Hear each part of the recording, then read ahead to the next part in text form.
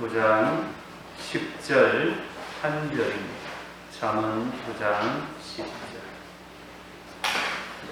여호와를 경외하는 것이 지혜의 근본이요 거룩하신 자를 아는 것이 명철이라. 아멘. 혹시 오징어 게임이라고 하는 영화를 보셨습니까?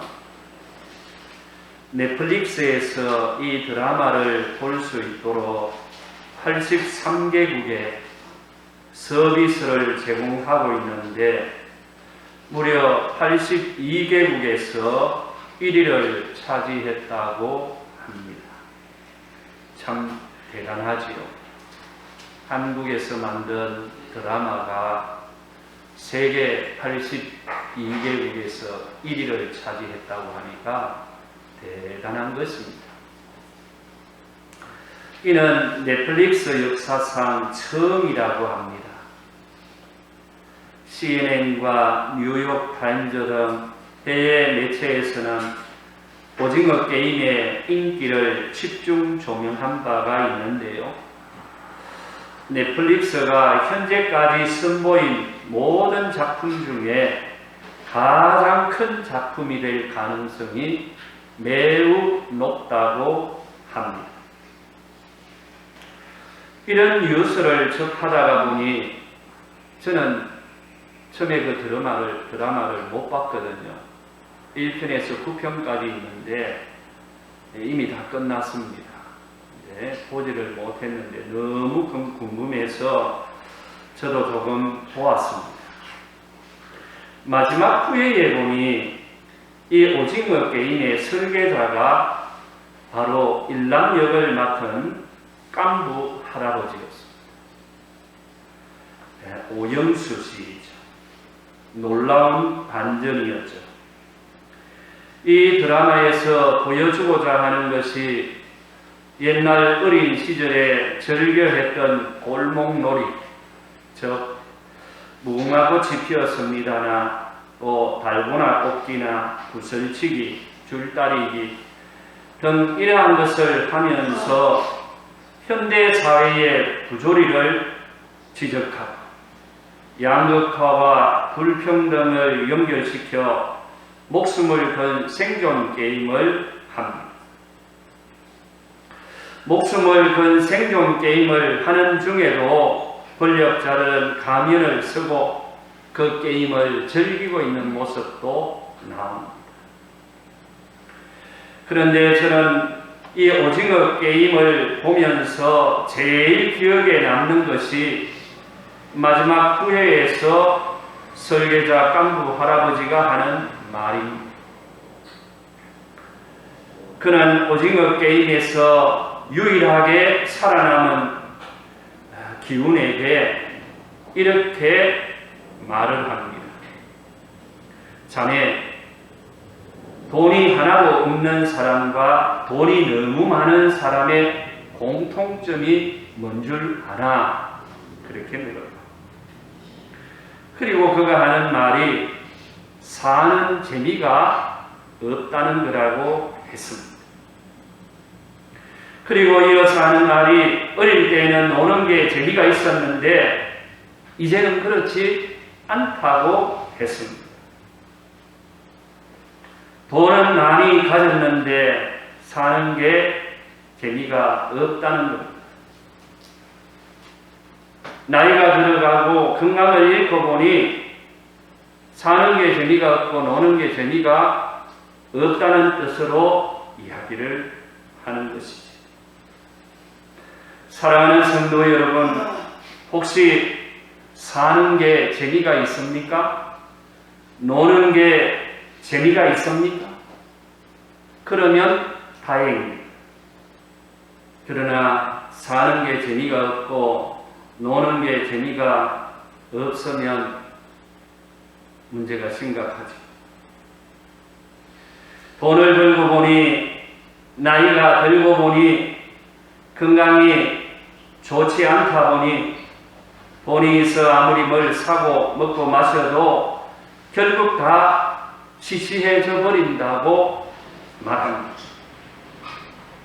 이러한 현상은 돈이 많든 적든 건강하든 병약하든 나이가 많든 적든 간에 누구에게든지 한 번쯤은 다 찾아올 수 있는 현상입니다. 살면서 일하는 것이 재미가 있고 보람이 있고 희망이 있고 그러면 힘이 나는데 더 이상 즐거운 게 없고 재미난 게 없을 때 불안하게 되고 삶의 애착과 의욕이 꺾이게 되고 절망의 나락으로 떨어지게 되는 것입니다.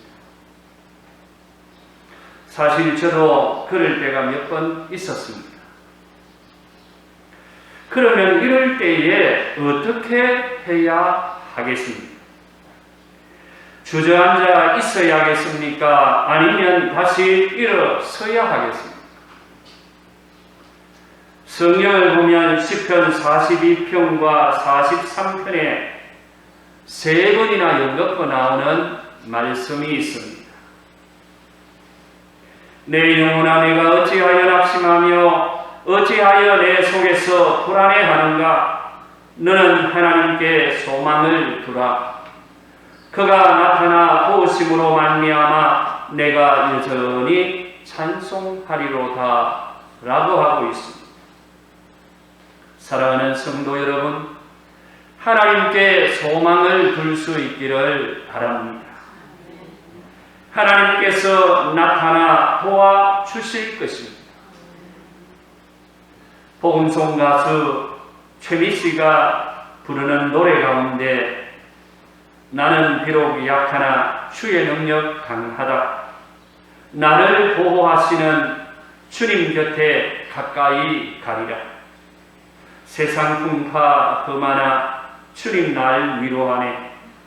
나의 능력 되시는 주님 곁에 가까이 가리라고 했습니다. 그렇습니다. 우리는 비록 약하지만 주님의 능력은 강합니다. 능력의 주님 곁으로 더욱 가까이 나아갈 수 있기를 바랍니다. 그러면 다시 일어설 수 있습니다. 그러면 다시 회복시킬 수 있습니다. 우리는 할 수 있습니다. 특별히 힘들 때일수록 하나님을 아는 일에 더욱 힘쓸 수 있기를 바랍니다. 여호와를 경외하는 것이 지혜의 근본이요 거룩하신 자를 아는 것이 명철이라고 오늘 본문에 말씀하고 있습니다. 하나님을 아는 일에 힘쓸 때에 삶의 모든 문제가 하나씩 풀려지고 해결되어지는 역사가 일어나게 될 줄로 믿습니다. 여기서 아는 것이라고 하는 단어는 사전적으로 의식이나 감각으로 느끼거나 깨닫는 것을 뜻합니다. 그러나 성경에서 알다라고 하는 이 말은 사전적인 뜻보다도 사실 더 깊은 뜻이 있고 의미가 있습니다. 알다라고 하는 이 말은 히브리어에서 야다라고 합니다. 야다. 이 말을 세 가지 정도로 나누어서 생각해 보도록 하겠습니다. 첫째는 하나님께서 사람을 안다고 하는 것입니다. 하나님께서 우리를 안다는 것입니다. 하나님께서 사람을 안다고 하는 것에는 첫째 선택의 의미가 있습니다. 아모스 3장 2절에 있는 말씀에 보니 내가 땅의 모든 족속 가운데 너희만을 알았나니 라는 말씀이 있습니다. 이 말씀을 보면 모든 열방 중에서 이스라엘 백성들만 특별히 알고 선택을 했다는 것입니다. 이것은 참으로 귀한 은혜가 아닐 수 없습니다. 이러한 은혜를 영적 이스라엘 백성 된 저와 여러분들도 받은 줄로 믿습니다. 하나님께서 우리를 아시고 선택해 주셨다는 것이죠. 시편 33편 2절에 있는 말씀에 보니 여호와를 자기 하나님으로 삼은 나라 곧 하나님의 기업으로 선택된 백성은 복이 있도다 라고 했습니다. 저와 여러분 우리 모두는 하나님께서 아시고 우리를 선택해 주셨기에 복 있는 사람인 줄로 믿습니다. 두 번째로는 형통의 의미가 있습니다. 시편 1편 6절에 있는 말씀에 보니 무릇 의인들의 길은 여호와께서 인정하시나 악인들의 길은 망하리로다 라고 했습니다. 여기에서 인정하신다는 말이 아신다는 것입니다. 이는 의인들의 길은 여호와께서 아시고 인정하시고 형통케 하신다는 것입니다. 시편 142편 3절에 있는 말씀에도 보니 내 영이 내 속에서 상할 때에도 주께서 내 길을 아셨나이다 라고 했습니다. 여러분 때로는 우리 마음이 상할 때 있잖아요. 그럴 때에는 내 마음을 아무도 알아주지 않는 것 같지만 이 시편의 말씀을 보면 우리 하나님은 우리의 마음이 우리의 영이 상할 때에도 다 아시고 위로하시고 역사하시는 그런 하나님이시라는 것을 가르쳐주고 있습니다. 사랑하는 성도 여러분, 인생을 살면서 속상할 때가 많으시죠? 살다 보면 기쁘고 즐겁고 감사할 때가 사실 더 많지만 때로는 속상하고 속 터질 때도 참 많을 것입니다. 신앙생활하는 가운데서도 때로는 목회자가 여러분들을 속상하게 만들 때가 없는지는 모르겠습니다. 다 부족해서 그런 것이니까 너그럽게 용서해 주시고 사랑으로 이해해 주시기를 바랍니다. 이러한 때에도 우리 믿음의 사람들은 하나님께서 인정해 주시는 의로운 길, 믿음의 길로 나아갈 수 있기를 바랍니다. 두 번째로는 사람이 하나님을 아는 경우입니다. 첫 번째는 하나님이 우리 사람을 아는 경우이고 두 번째로는 사람이 하나님을 아는 야라라고 했어요. 사람이 하나님을 아는 경우는 사람이 하나님을 향한 사랑과 헌신 그리고 그분과 영적인 교제를 나눈다는 것입니다.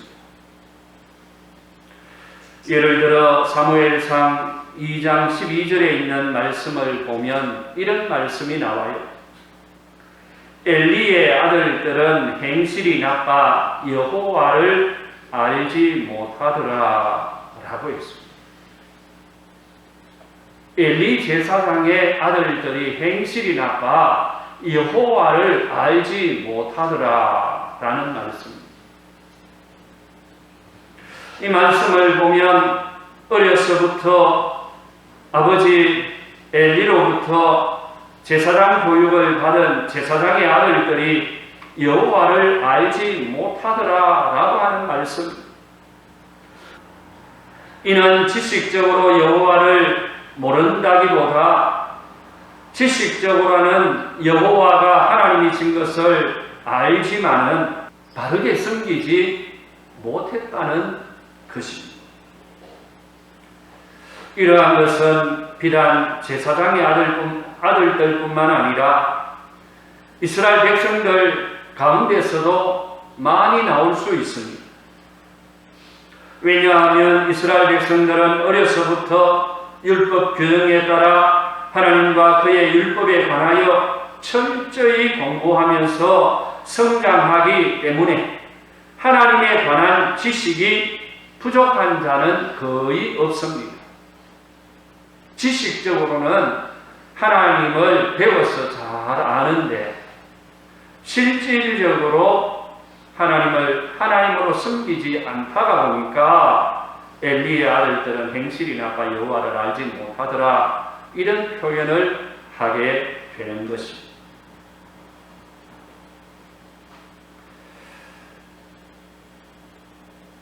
요한복음 20장에 있는 말씀을 보면은요, 안식 후 첫날 막달라 마리아가 예수님의 무덤에 와서 무덤 문에서 돌이 옮겨진 것을 보았습니다. 그러자 예수님께서 사랑하시는 제자 베드로와 더불어서 다른 제자들에게 이러한 사실을 말하게 되었습니다. 그러자 베드로와 다른 제자가 무덤으로 달려가 보았습니다. 역시 무덤 문이 열려 있었습니다. 열려있던 무덤 문으로 들어가 보니 예수님의 몸을 동여 메었던 세마포만 놓여 있고 예수님의 시체는 없었습니다. 이상하다는 생각은 들었지만 이 두 제자는 집으로 돌아가게 되었습니다. 그러나 마리아는 집으로 돌아가지 않고 무덤 밖에서 울고 있었습니다. 그러다가 다시 울면서 몸을 부풀려 무덤 안을 들여다 보았습니다.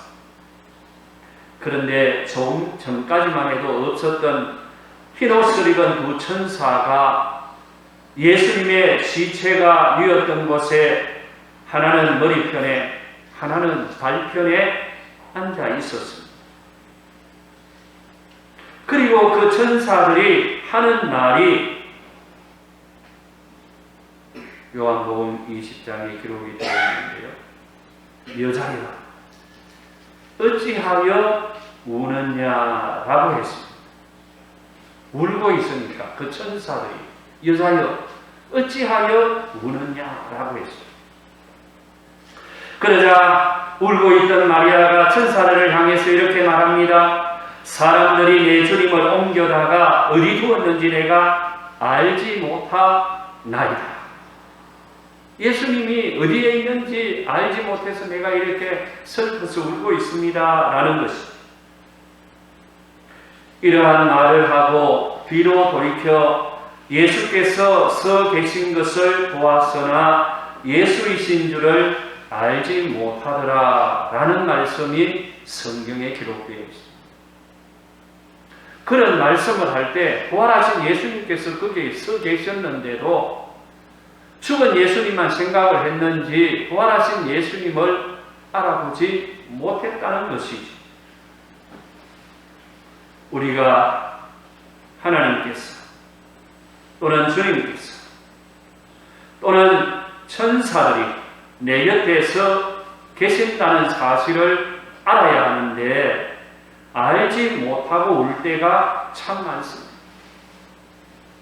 이제라도 주님께서 내 곁에 계신다는 사실을 다시 한번 확신할 수 있기를 바랍니다. 하나님께서 내 곁에 계셔서 도와주시는 것입니다. 얼마 전 우리 교회에 나오는 김영자라고 하는 성도께서 교통사고가 났는가 봐요. 차를 폐차시켜야 할 정도로 차가 많이 망가졌는 모양인데 운전한 본인은 하나도 다치지 않았다는 겁니다. 여러분, 이것을 어떻게 설명을 해야 하겠습니까? 저는 그 이야기를 듣고 바로 이야기를 했습니다. 하나님께서 도와주신 것이다. 그러니까 본인도 그렇게 믿고 있더라. 차를 폐차시킬 정도로 그렇게 많이 망가졌다고 하는데 연세가 80이 넘는 분인데 하나도 다치지 않아요. 지금도 여전히 차를 몰고 다니고 있고 그러고 다른 차를 이제 남편 차를 몰고 다니고 정말 안 아프냐? 병원 안 가도 되겠네? 괜찮다. 하나님께서 도와주신 것이라고 하니까 본인도 그렇게 믿고 있고 그렇게 말씀하시더라고요. 에스겔서 43장 6절에 있는 말씀을 보면 에스겔은요, 성전에서 내게 하는 말을 내가 듣고 있을 때에 어떤 사람이 내 곁에 서 있더라고 했습니다. 여기에 어떤 사람은 하나님이 내 곁에 서 있는 것을 말씀하고 있는 것이죠. 사도행전 27장에 있는 말씀을 보면 바울이 죄수의 몸으로 로마를 갈 때에 아드라모테노라고 하는 배를 타고 가게 되었습니다. 가다가 유라굴로라고 하는 강풍을 만나 파선할 위기에 처하게 되었는데 그때 하나님께 기도를 했습니다.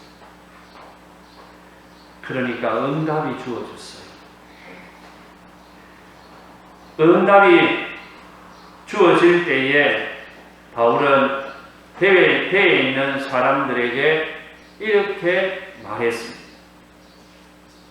23절로 26절에 있는 말씀입니다. 사도행전 27장 23절로 26절에 있는 말씀인데 내가 속한 바 또 내가 섬기는 하나님의 사자가 어젯밤에 내 곁에 서서 말하되 바울아 두려워하지 말라. 내가 가이사 앞에 서야 하겠고 또 하나님께서 너와 함께 항해하는 자를 다 내게 주셨다 하였으니 그러므로 여러분이여 안심하라. 나는 내게 말씀하신 그대로 되리라고 하나님을 믿노라. 그러므로 우리가 반드시 한 섬에 걸리리라. 그렇게 말했습니다.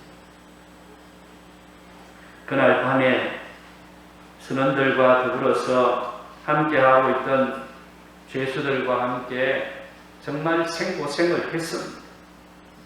하지만 바울이 말한 그대로 배에 있던 사람 전부가 276명이었는데 한 사람도 죽지 않고 무사히 해안으로 다 빠져나오게 되었습니다.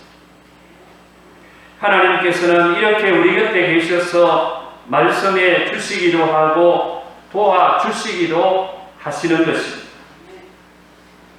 이러한 사실을 우리 성도들은 생활 속에서 지식적으로 또 체험적으로 경험적으로 알 수 있기를 바랍니다.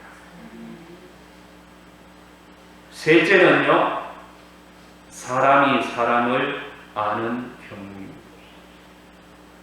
창세기 4장 1절의 말씀을 보면 아담이 그의 아내 하와와 동침하매 하와가 임신하여 가인을 낳고 이르되 내가 여호와로 말미암아 덕남하였다라는 말씀이 있습니다. 여기서 동침하매라고 하는 이 말이 히브리어의 야다입니다. 알다라는 야다라고 하는 동사를 거기에 썼습니다. 이는 남녀가 성관계를 맺는 깊은 알을 말하는 것입니다. 이러한 것을 보았을 때 히브리어 야다는 단순한 지식적인 알미 아니고 전인격적인 교통과 사랑을 의미하는 것입니다. 하나님께서 우리를 아는 것, 우리가 하나님을 아는 것, 또 사람과의 관계 속에서 알아가는 것, 이 알다라고 하는 이 야다라고 하는 동사의 의미를 여러분 깊이 묵상해서 은혜를 받을 수 있기를 바랍니다. 그런데 우리는 조금만 알아도 마치 다 아는 것처럼 말할 때가 있습니다. 이는 야라의 깊은 뜻을 모르고 말하는 것이라고 생각합니다. 이 야라를 신약 성경인 헬라어로 번역을 할 때는 한 단어로만 번역하지 않고 세 단어 정도로 번역을 했어요. 가장 일반적인 번역은 기노스코라고 하는 단어입니다. 기노스코라고 하는 이 단어는 알다, 알기 위해 배우다, 확신하다, 사귀게 되다, 동침하다 이런 뜻으로 번역이 되었습니다. 이는 주관적이며 체험적인 지식으로 알다의 의미가 있는 단어입니다. 그런가 하면 아니서다 노마이라고 하는 단어로도 번역을 했어요. 그 뜻은 이해하다, 깨닫다. 알다라고 하는 단어인데 이해하다, 깨닫다 하는 단어로도 번역을 했다는. 그런가 하면 세 번째로는 도케오라고 하는 헬라 단어로도 번역을 했어요. 그 뜻은 생각하여 여기다, 또 가정하다 이런 뜻입니다. 이러한 모든 것을 종합해서 보았을 때에 우리가 성경을 바로 알면 저절로 하나님을 알게 됩니다. 그러나 성경을 바로 알지 못하여 하나님을 잘못 아는 경우가 참 많지요. 하나님을 잘못 알면 성경 지식이 아무리 많아도 잘못된 신앙생활을 하게 되는 것입니다. 그러므로 우리는 하나님을 바르게 알고 바르게 섬길 수 있기를 바랍니다. 하나님은 우리를 너무나도 잘 아시는 분이십니다. 우리가 죄를 지어 영원히 죽을 수밖에 없는 것을 아셔서 메시아이신 예수 그리스도를 보내주셔서 구원해 주셨고, 우리 사람을 흙으로 지었기에 우리의 연약함을 아시고 도와주시고 동정해 주시는 하나님이십니다.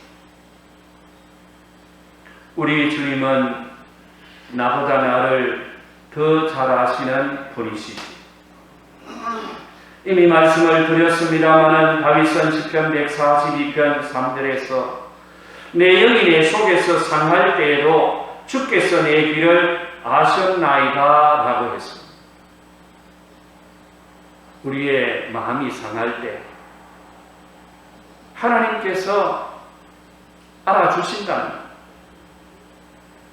시편 139편 1절 이하의 다윗은 여호와여 주께서 나를 살펴보셨으므로 나를 아시나이다. 주께서 내가 안고 일었음을 아시고 멀리서도 나의 생각을 밝히 아시오며 나의 모든 길과 내가 묻는 것을 살펴보셨으므로 나의 모든 행위를 익히 아시오니 여호와여 내 혀의 말을 알지 못하시는 것이 하나도 없으시니이다. 이렇게 고백하고 있습니다. 하나님은 다 안다는 것입니다. 하나님은 우리에 대하여 모르는 것이 하나도 없으신 분이십니다. 이러한 것을 솔로몬도요 역대하 6장 30절에서 고백하고 있고, 의인 욥도 욥기 10장 7절에서 고백하고 있고, 선지자 에스겔은 에스겔에서 37장 3절에서, 다니엘은 다니엘에서 2장 2절에서, 나홈은 1장 7절에서, 베드로도 베드로후서 2장 9절에서 동일하게 이러한 고백을 하고 있습니다. 요한복음 2장 24절 이하에 있는 말씀을 보면 예수는 그의 몸을 그들에게 의탁하지 아니하셨으니 이는 친히 모든 것을 아시며 또 사람에 대하여 누구의 영은 받으실 필요가 없으니 이는 그가 친히 사람의 속에 있는 것을 아셨음이니라 라고 말씀하고 있습니다. 우리 주님도 모든 사람을 알고 사람의 속에 있는 것까지 다 아시는 분이시라고 말씀해 주고 있습니다. 그런데 문제는 하나님은 우리를 너무나도 잘 아시는데 우리가 하나님을 잘 모르는 데 문제가 있습니다. 또 사람과의 관계에서도 조금 아는 걸 가지고 잘 안다고 뻥칠 때가 참 많죠. 거짓말할 때 참 많죠. 조금 아는 것은 조금 안다고 그러면 되는데 조금 알면서 잘 안다고 우리가 그렇게 뻥칠 때가 많다는 거예요.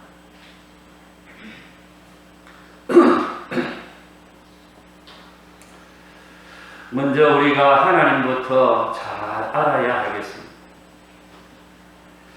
호세아 6장 3절에 있는 말씀을 보면 그러므로 우리가 여호와를 알자 힘써 여호와를 알자 그의 나타나심은 새벽빛같이 어림이 없나니 비와 같이 땅을 적시는 늦은 비와 같이 우리에게 임하시리라 라고 했습니다.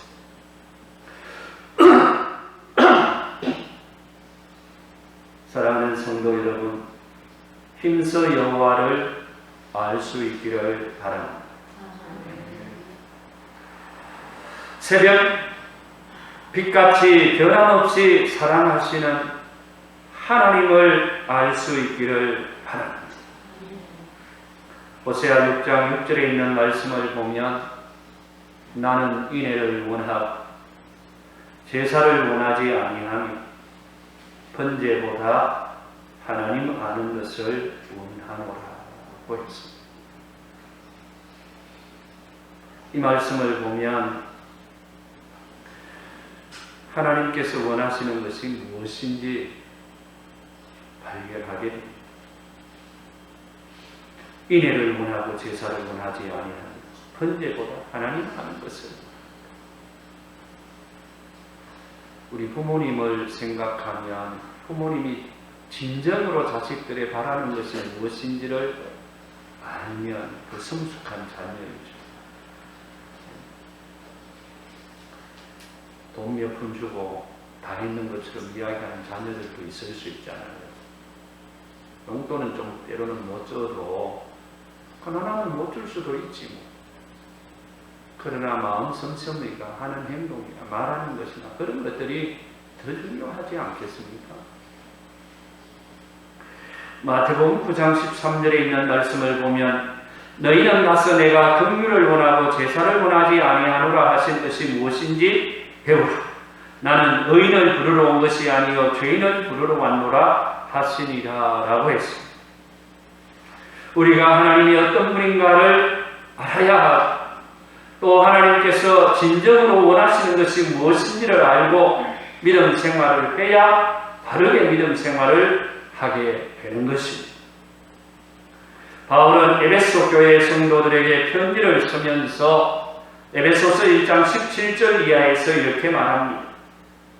우리 주 예수 그리스도의 하나님 영광의 아버지께서 지혜와 계시의 영을 너희에게 주사 하나님을 알게 하시고 너희 마음의 눈을 밝히사 그의 부르심의 소망이 무엇이며 성도 안에서 그 기업의 영광의 풍성함이 무엇이며 그의 힘의 위력으로 역사하심을 따라 믿는 우리에게 베푸신 능력의 지극히 크심이 어떠한 것을 너희로 알게 하시기를 구하노라 그랬습니다. 여기서도 알게 하시고 알게 하시기를 구하노라 라고 합니다. 창세전부터 언약의 친백성이 된 우리 성도들은 예수가 그리스도임을 다시 한번 확신하고 알고 있기에 하나님의 다스림과 섬김이 있는 삶을 살아갈 수 있기를 바랍니다. 그리고 이 세상을 살아갈 때에 하나님을 더 많이 알고 배우고 사귀며 사는 복된 성도들이 되실 수 있기를 주의 이름으로 축복합니다. 기도하겠습니다. 하나님 아버지 감사합니다. 하나님은 우리를 너무나도 잘 아는데 우리는 하나님을 잘 알지 못할 때가 많습니다. 또 같이 믿음 생활을 하는 우리 성도들 간에도 참 잘 알아야 되는데 잘 알지 못해서 때로는 어려울 때가 있습니다.